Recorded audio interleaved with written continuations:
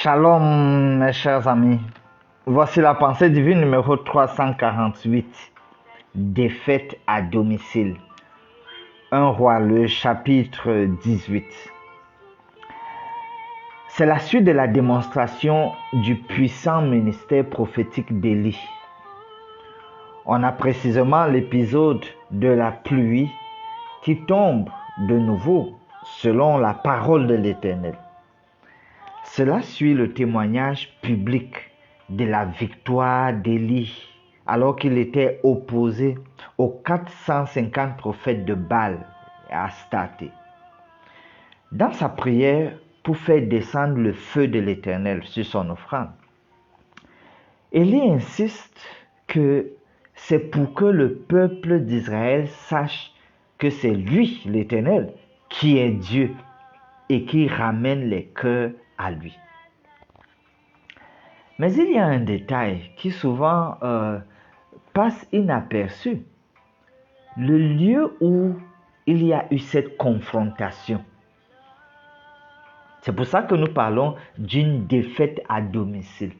Parce qu'en fait, le Carmel, le mont Carmel, ça a une connotation spéciale. Parce que c'était la place où les rites des Cananéens se passaient. Et donc, toute leur divinité y était ancrée. C'était un lieu miné. Les mythes de Baal étaient très connus.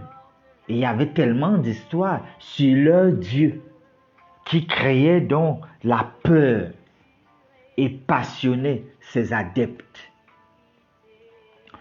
Le fait de lancer un défi aux prêtres de Baal augurait que voilà, cet endroit devait donc être mis à défi.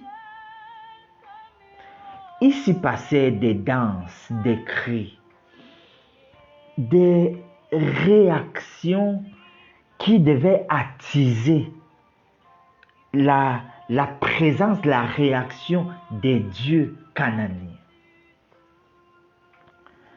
Le moment que Élie a pris pour se mettre à prier et que finalement il y a eu cette manifestation puissante de Dieu, ça a prouvé que les dieux cananéens sont vains, que toutes ces divinités de Baal et d'Astarté ne servent à rien. À partir de là, il était question de sortir de la tyrannie de ces religions païennes.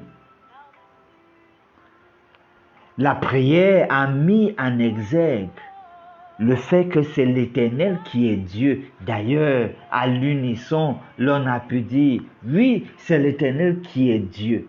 Parce qu'en fait, c'est le Dieu qui devait répondre en envoyant le feu, qui s'avérerait donc comme le Dieu véritable. Et Yahweh est le Dieu véritable. Prions.